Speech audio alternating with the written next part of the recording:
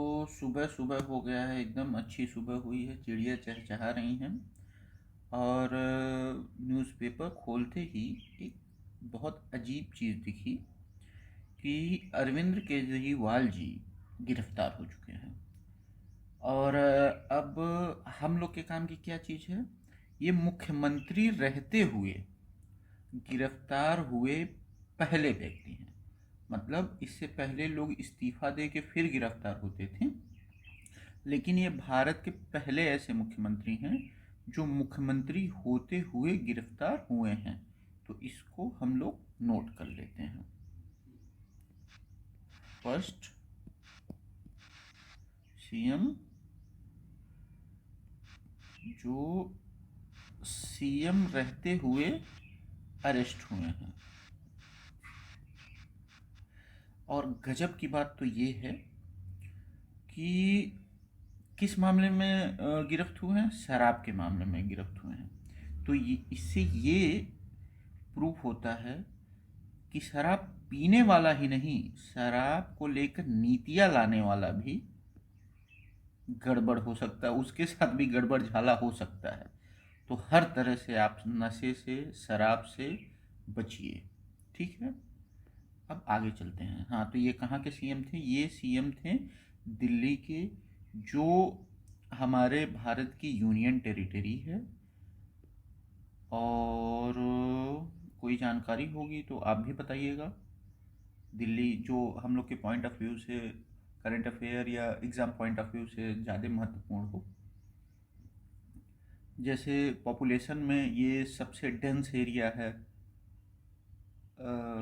Union territories में, states में, ये एक पॉइंट हो गया। ठीक, अब आगे चलते हैं। आगे है हमारा, ओहो, पैसा ही पैसा। इसमें जो इलेक्टोरल बॉन्ड्स थे जो गवर्नमेंट लाई थी, जिसको सुप्रीम कोर्ट ने इलीगल बता के उसको टाल दिया, उसके बारे में है कि कितने डोनर्स ने पैसा दिया किन पार्टियों को। अब देखिए, मतलब अब इसका क्या ही किया जाए। जैसे एक मेघा इंजीनियरिंग है, इसने बीजेपी को दिया, बीआरएस को दिया, कांग्रेस को दिया, सबको दिया। अब इस हमाम में सारे नंगे हैं। कोई किसी एक पार्टी को आप ये नहीं कह सकते कि आप कम लिए, आप ज़्यादा लिए। आखिर क्यों लिए? अगर आप सही थे तो क्यों लिए? छोड़िए इन सब बातों को, हम लोग अपने पॉइंट पे आते हैं।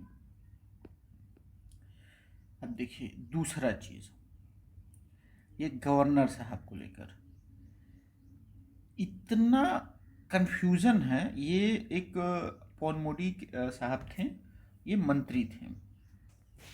अब बात करते हैं पॉनमोडी केस का। इस केस में जो पॉनमोडी साहब हैं वो थे मंत्री। अब मंत्री पद से गवर्नर साहब ने इनको हटा दिया, पॉनमोडी साहब को। फिर ये किसी मामले में फिर ये गए सुप्रीम कोर्ट। सुप्रीम कोर्ट ने रोक लगा दी इनकी गिरफ्तारी पे।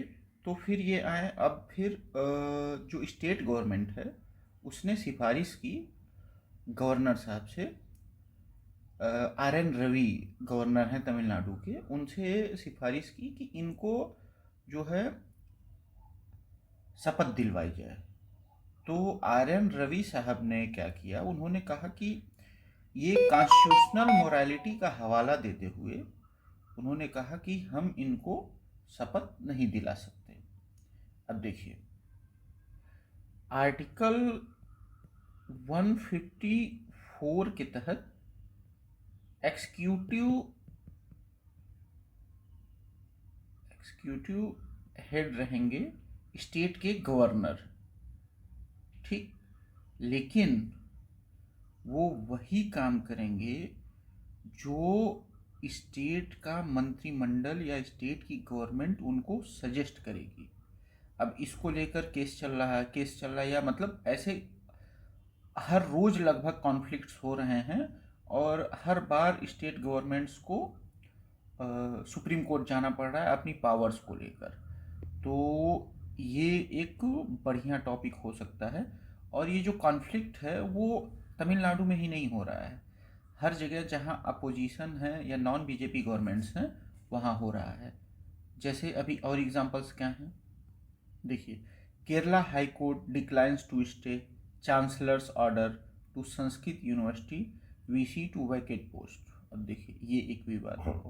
दूसरा, ये तीसरा मान लीजिए, ये आज के न्यूज़ में है, Karnataka governor returns amendments to endowments bill. अब ये कर्नाटक के गवर्नर ने ये बिल ही रिटर्न कर दिया। अब ये बिल किसके बारे में, ये बिल था, एक बिल आया था Karnataka Hindu religious institution and charitable endowments act 1997, उसी का अमेंडमेंट बिल था जो 2024 में आया, Karnataka Hindu religious institution and charitable endowments amendment bill 2024।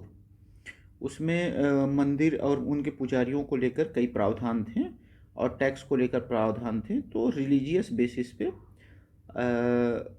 Karnataka governor Thawarchand Gehlot ने इसको रिटर्न कर दिया या उसको एक्सेप्ट करने से मना कर दिया।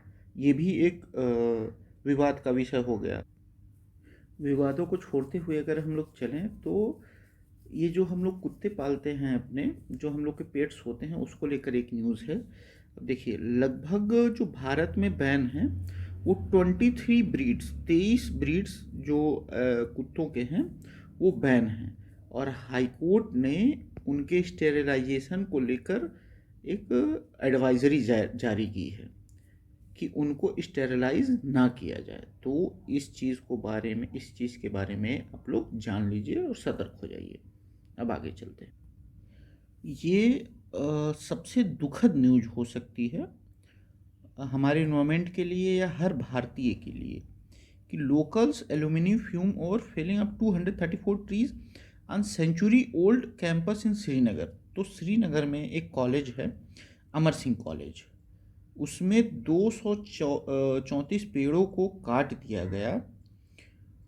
ये जो पेड़ थे उसमें से लगभग 180 ऐसे पेड़ थे जो सैकड़ों साल पुराने पेड़ थे, और इस कैंपस को इतना सुंदर होने के लिए 2020 में यूनेस्को का medal award of merit, Asia Pacific award for cultural heritage conservation मिला हुआ था।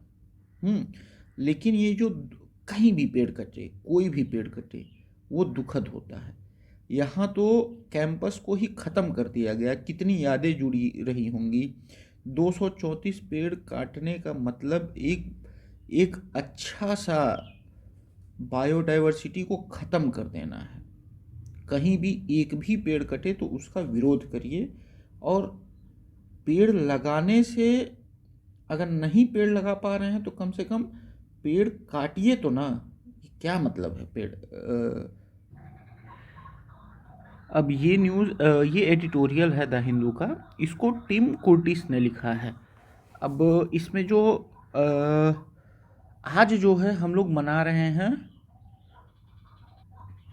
World water day. तो आज क्या है, तो ये दिन हम लोग मनाते हैं वर्ल्ड वाटर डे के रूप में 22 मार्च को। और ये कौन सा 31वां वर्ल्ड वाटर डे है 22 मार्च को।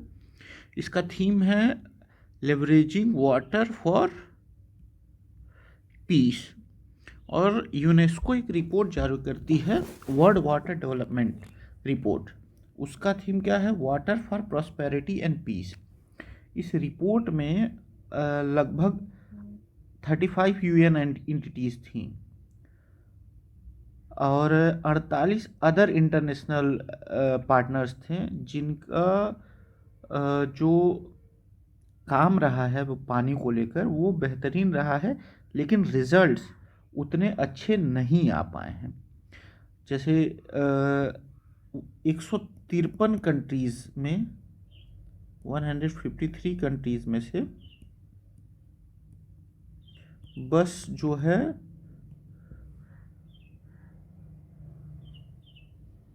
24 ही अपने गोल्स को अचीव कर पाई हैं। अचीव्ड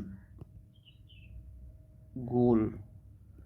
तो पानी को लेकर हमेशा चिंता बनी रही है। हम लोग को भी चाहिए कि मतलब जो बाउंड्री वाटर्स है या कोई भी स्वच्छ जल या किसी भी तरीके का जल है ना बर्बाद करें। किसी मतलब नए नए अभी तो टेक्नोलॉजी बढ़ गई है और भी चीज़ें बढ़ गई हैं, तो उनका उपयोग करके वाटर कंजर्वेशन को बेस बनाएं और अधिक से अधिक पानी को कंजर्व करें, ताकि इससे क्या होगा कि हमारा ही नहीं हमारे देश का भी भला होगा और हमारे अगल बगल हर जगह का भला होगा। और ये जो वर्ल्ड वाटर डे था वो 1993 से मनाना शुरू हुआ था। अब हम लोग अब अगले न्यूज़ की तरफ। ये भी एक एनालिसिस है पानी को लेकर ही, सुषमा सुदेश्री मैम का। और इसमें भी इन्होंने चिंता जताई है कि जिस तरीके से हम लोग का पानी ख़त्म हो रहा है। इन्होंने बताया है कि लगभग 17 कंट्रीज़ एकदम सीवियर डैमेज से extremely high levels of water stress, इतना तगड़ा उससे जूझ रही हैं। मतलब पानी के उससे अभी हालिया में देखिए बेंगलुरु पानी ख़त्म हो गया था, लोग मॉल्स में जाके नहा रहे थे या मतलब जो भी अपना नित्य क्रिया कर रहे थे उस तरीके से कर रहे थे। तो ये बहुत मतलब अगर हम लोग नहीं कंजर्व करेंगे, रेन वाटर हार्वेस्टिंग हो गया या और सारी चीज़ें अगर नहीं करेंगे तो चीज़ें बद से बदतर होती जाएंगी। हाँ, और एक चीज़ और है इसमें देखने लायक कि इस साल का जो थीम है वो है वाटर फॉर पीस। ये बहुत इम्पोर्टेंट है, किसी ना किसी एग्ज़ाम में पूछा ही जाना है। फ्रेश वाटर को लेकर है ये थीम। ठीक, कहीं ना कहीं ये पूछा ही जाना है। और इन्होंने कुछ सुझाव दिए हैं कि किस तरीके से मतलब हम लोग पानी बचा सकते हैं। जैसे मान लीजिए कम डोमेस्टिक यूज़ करके और ग्राउंड वाटर मतलब बचा के, और ऐसे साइंटिफिक वे में अपने क्रॉप्स को अपने फसल को उगाएं जिसमें कम से कम पानी इस्तेमाल हो। फिर इंडस्ट्रीज़ में कैसे कम पानी का इस्तेमाल हो, ये सारे सुझाव इन्होंने दिए हैं।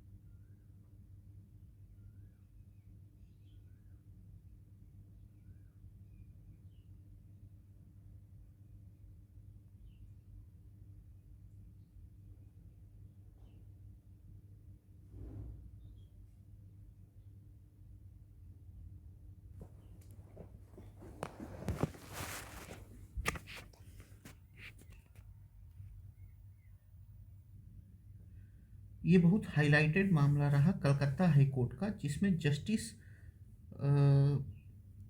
अभिजीत गंगोपाध्याय ने बीजेपी ज्वाइन कर लिया। अब इसमें कई चीज़ें हैं, जैसे इसमें कुछ लोग ये कह रहे हैं, जैसे इनका तो ये मानना था कि हमने ऐसा कोई कॉन्स्टिट्यूशनली गलत नहीं किया, लेकिन लोगों का ये कहना है कि आप जस्टिस रहे हैं, आप ये भी तो कर सकते हैं कि उस पार्टी के पक्ष में फैसले सुनाए हों या ऐसी चीज़ें गतिविधियां की हों जो उनके पक्ष में रहा हो, और फिर उनके पक्ष में आप फैसला दे के फिर आके पार्टी ज्वाइन कर लें।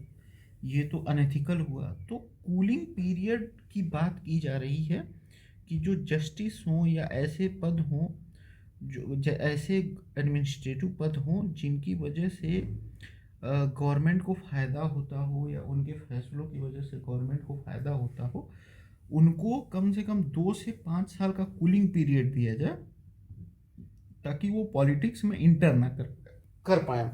अब जैसे जस्टिस गोगोई को राज्यसभा भेज दिया गया था, तो ऐसे कई सारी चीज़ें हैं जो हमारे सामने आ रही हैं। वो ये अगला न्यूज़ है, ये हो सकता है ब्लर दिख रहा हो, लेकिन ये मतलब हम लोग के लिए बहुत इम्पॉर्टेंट न्यूज़ है कि इंडिया का जो फर्टिलिटी रेट है वो 2021 में जो लैंसेट की रिपोर्ट आई है वो 1.19 जो इंडिया का फर्टिलिटी रेट है वो ड्रॉप हुआ है, और लगभग 2050 में ये कयास लगा जा रहा है कि और ड्रॉप होके 1.04 तक आ सकता है। अब यहाँ आते हैं हम लोग, nuclear energy fixing the finance. अब सबसे बड़ी चीज़ तो इसमें ये है, हम लोग को पॉइंट नोट कर देना चाहिए कि पहला न्यूक्लियर समिट जो हुआ वो ब्रुसेल्स में हुआ, जो है बेल्जियम में, और इसमें इसकी जो को चेयर्ड किया गया वो बेल्जियम के जो प्रधानमंत्री थे एलेक्जेंडर डी क्रो, और जो डायरेक्टर जनरल हैं इंटरनेशनल एटॉमिक एनर्जी एजेंसी के राफेल मैरियानो के द्वारा। ये न्यूक्लियर एनर्जी के पहले समिट में इन दोनों लोगों ने अध्यक्षता की और बहुत से देशों के लोग थे। अब इसमें क्या मुख्यतः किया गया, इसमें कोशिश की गई कि न्यूक्लियर एनर्जी को कैसे अधिक से अधिक और मतलब वैल्यूएबल बनाया जाए, अपने थर्मल पावर को लेकर या और चीज़ों को लेकर कैसे मतलब अन्य महत्वपूर्ण फैसले लिए जाएं जिससे ये और अधिक अच्छे से यूटिलाइज हो सके। अब भारत में जो इंडिया का पहला कॉमर्शियल न्यूक्लियर पावर पॉइंट है वो पहालगढ़ तारापुर में है, ठीक।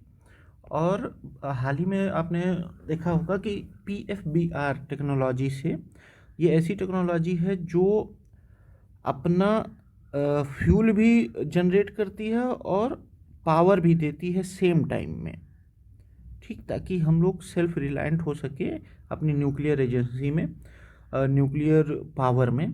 तो देखिए PFBR का जो फुल फॉर्म है प्रोटोटाइप फास्ट ब्रीडर रिएक्टर, ठीक है। अब हम लोग आगे बढ़ते हैं अगले न्यूज़ की तरफ। ये स्पोर्ट्स से रिलेटेड है, हम लोग की ओलंपिक की तैयारी से रिलेटेड है। इसमें Mary Kom named chief de mission, और चीफ डी मिशन क्या होता है, जो नेशनल टीम को इंटरनेशनल स्पोर्ट्स इवेंट में लीड करता है उसको कहते हैं चीफ द मिशन। तो हम लोग की जो चीफ द मिशन रहेंगी वो मैरी कॉम रहेंगी आने वाले ओलंपिक में। शरद कमल जो रहेंगे वो हमारे देश का झंडा लेके आगे आगे चलेंगे। और इस न्यूज़ में एक चीज़ और देखने लायक है, जो मैरी कॉम है वो चेयरपर्सन है IOA एथलीट कमीशन का। ये हेल्थ से रिलेटेड है कि आप लोग को अपनी किडनी का एकदम अच्छे से ध्यान रखना है। ये वर्ल्ड किडनी डे पे ये स्पेशल संदेश है, क्योंकि 2019 में लगभग 3.1 मिलियन लोग मरे थे किडनी की बीमारी की वजह से, जो दुनिया में मरने वालों में 7वां स्थान है। मतलब हर 100 में से 7 लोग जो हैं, अरे सॉरी, मतलब जो टॉप 10 में लोग मर रहे हैं, टॉप 10 चीज़ों को लेकर, जैसे एक्सीडेंट या इन सारी चीज़ों को लेकर, उसमें 7वें नंबर पे है हमारी किडनी। तो किडनी का एकदम अच्छे से ख्याल रखिए और हर तरह से ख्याल रखिए। आप भी अपना ख्याल रखिए। अब ये समाचार यही समाप्त होता है, मैं भी चलता हूँ दूसरा चीज़ पढ़ने। तब तक के लिए आप भी पढ़िए, ठीक है। और कई चीज़ें इसमें भी गड़बड़ होंगी, तो सॉरी उसके लिए, धीरे धीरे उसको हम लोग अच्छा करेंगे। Thank you.